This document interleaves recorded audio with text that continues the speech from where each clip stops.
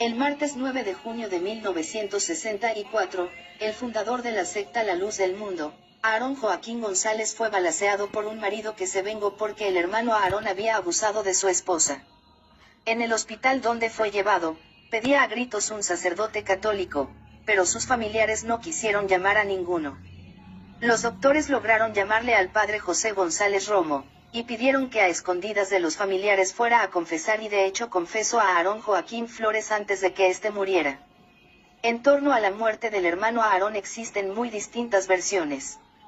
La más creíble es que fue balaceado en la carretera Guadalajara a Colotlán, Jalisco, por un marido que se vengó porque el hermano Aarón había abusado de su esposa. Cuando llevaron el cuerpo de Eusebio Joaquín González al templo, Samuel le pidió a Julián Zamora y a Francisco Méndez que lo presentaran en la congregación.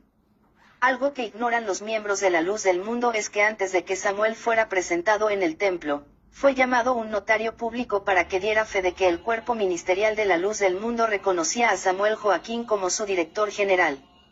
Así que después de firmar ante el notario, fueron al templo y lo presentan Julián Zamora y Francisco Méndez. Ana Joaquín, hermana de Samuel, delante de la congregación sacó de entre sus ropas el anillo de su padre, diciendo: «La lámpara de Israel no se ha apagado. Está encendida», alumbrando mientras ponía el anillo en la mano de Samuel. Naturalmente todo esto creó un gran malestar entre los pastores más antiguos, que difícilmente lograban reconocerle los atributos, derechos y autoridad de su padre Eusebio Joaquín González. Oficialmente Aarón nunca designó a su hijo Samuel como su sucesor. Sin embargo, Aarón sí mencionó en algún momento los nombres de algunos pastores de renombre en la congregación, pastores profetas como se les llamaba, entre ellos a Francisco Méndez Chávez y a Julián Zamora Magallanes, ya fallecido. Ante la posibilidad de que Francisco Méndez se encumbrara como posible sucesor, empezaron a correr el rumor de que el siervo de Dios había tenido un sueño donde veía a Méndez con cara de hiena, de lobo, y que esto lo había hecho cambiar de parecer. Este rumor todavía se utiliza en la congregación para explicar por qué precisamente el hijo menor de Aarón quedó como sucesor, si ni siquiera era diácono. ¿Qué pasó con los demás hijos de Aarón?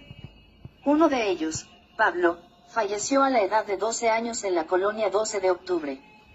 El otro, Santiago, ha sido siempre un borracho y mujeriego, con amantes por toda la ciudad. Siendo estéril su esposa, Julia Córdoba, Santiago se dedicó a embarazar mujeres por todos lados y lo que hacía era quitarles a los niños para llevárselos a su mujer para que los criara, ante la complacencia de la madre de Samuel, Elisa Flores. Entre ellos están Santiago Joaquín Córdoba, Ariel Joaquín Córdoba y Ciurabe Joaquín Córdoba, mujer. Aarón Joaquín también tuvo víctimas sexuales, algunas son ancianas que aún viven en Jericó. Abusos sexuales de Eusebio Joaquín González, alias el hermano Aarón. Entre las víctimas de los abusos sexuales podemos mencionar a Guadalupe Avelar. Cuando Elisa Flores, la esposa de Aarón, supo que Guadalupe estaba embarazada, trató de presionarla para que abortara, pero ella se negó. Ante eso, decidieron correrla. Así, Guadalupe Avelar fue a parar hasta Tapachula, Chiapas. En esta ciudad dio a luz a un hijo de Aarón Joaquín, llamado Abel Joaquín Avelar. Cuando aún vivía Eusebio, mandó a José Chávez, uno de sus yernos, casado con María Joaquín, su hija mayor, a que buscara a su hijo Abel Joaquín Avelar, y lo recogiera, junto con su madre. Obviamente no le decía papá, sino tío. Esa fue la consigna, que cuando él llegara allí, tenía que decirle tío y no papá, para disimular ante la congregación. Guadalupe Avelar pidió perdón a la congregación como si el embarazo hubiera sido con otro hombre.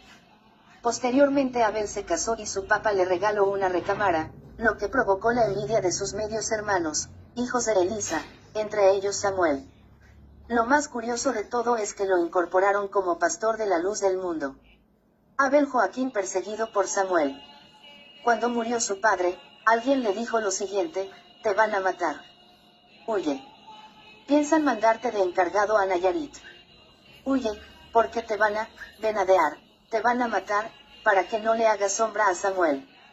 Él huyó efectivamente de la colonia Hermosa Provincia, corriendo entre los milpales hasta la colonia Yáñez de la ciudad de Guadalajara, separándose definitivamente de la luz del mundo en 1965. El hermano Aarón tuvo también una hija con Ramona Olivares, de nombre Marta Joaquín, casada con un obispo de la luz del mundo llamado Guadalupe Hernández. Séquito real. De mujeres incondicionales de Samuel Joaquín Flores. Por otra parte, las más agraciadas de las mujeres del grupo de incondicionales, son las que forman el séquito real en la casa de Samuel, en el Palacio Real.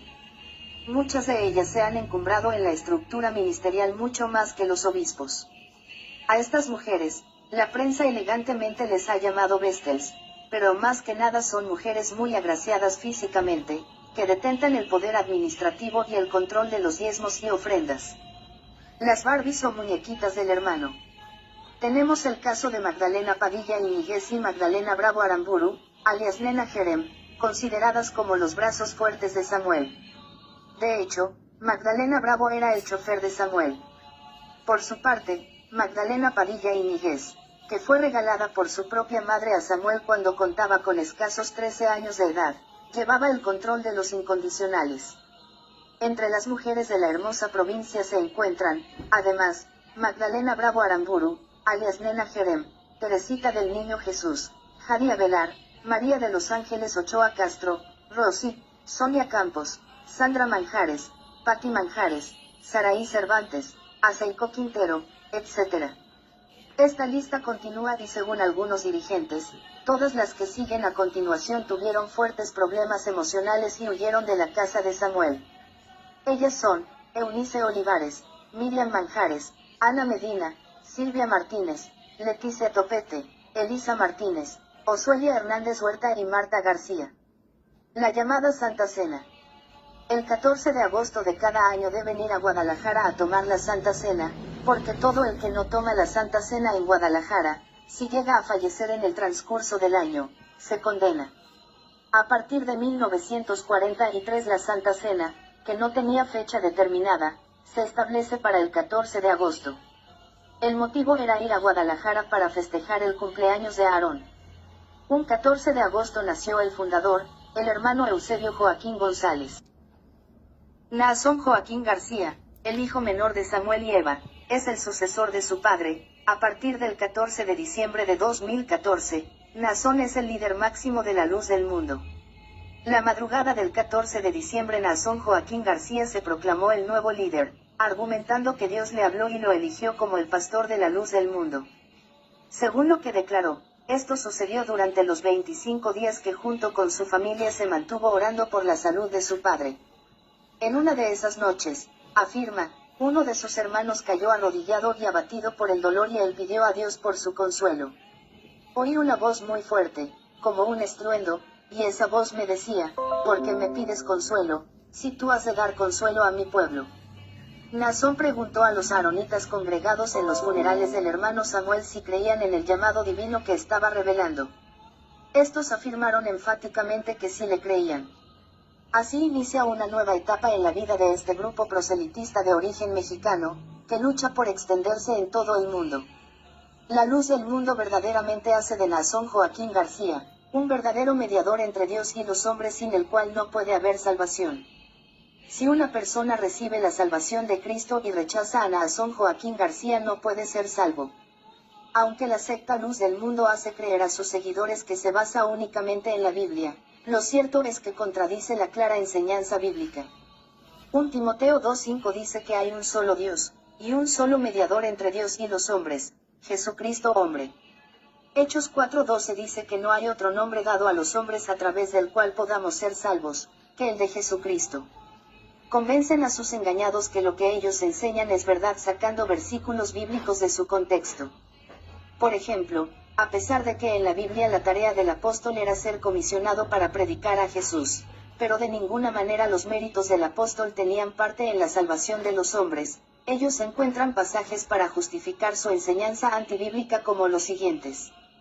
Mateo 10:40 El que a vosotros recibe, a mí me recibe, y el que me recibe a mí, recibe al que me envió. Así que si no aceptamos que Samuel Joaquín es enviado de Dios entonces no podemos ser salvos pues no estamos recibiendo a Cristo mismo. Gálatas 4:14 Y no me despreciasteis ni desechasteis por la prueba que tenía en mi cuerpo, antes bien me recibisteis como a un ángel de Dios, como a Cristo Jesús. Así al recibir a Samuel Joaquín se le recibe como un ángel de Dios y como a Jesucristo mismo. 2 Corintios 13:3 Pues buscáis una prueba de que habla Cristo en mí, el cual no es débil para con vosotros, sino que es poderoso en vosotros.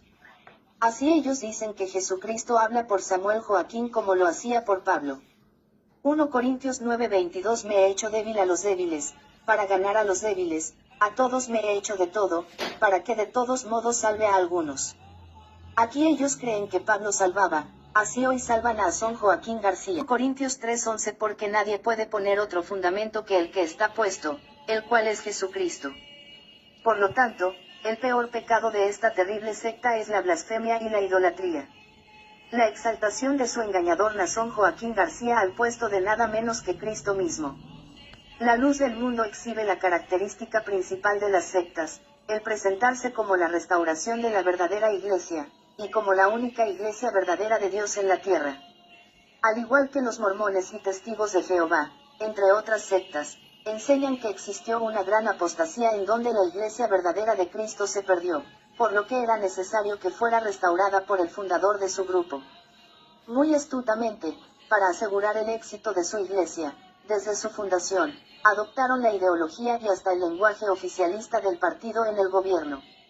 No podemos olvidar que cuando Eusebio Joaquín González, Aarón, fundaba la Luz del Mundo, el gobierno de Calles intentaba desaparecer la Iglesia Católica en México y sustituirla con la Iglesia Apostólica Mexicana. Ante el fracaso de esta, se cambia la denominación, siendo muy importante para esa clase de fundadores el que su nueva iglesia tenga nombres emanados de la Biblia. Adoptó el rimbombante nombre la Iglesia del Dios Vivo, columna y apoyo de la verdad, la Luz del Mundo, un Tim 3:15.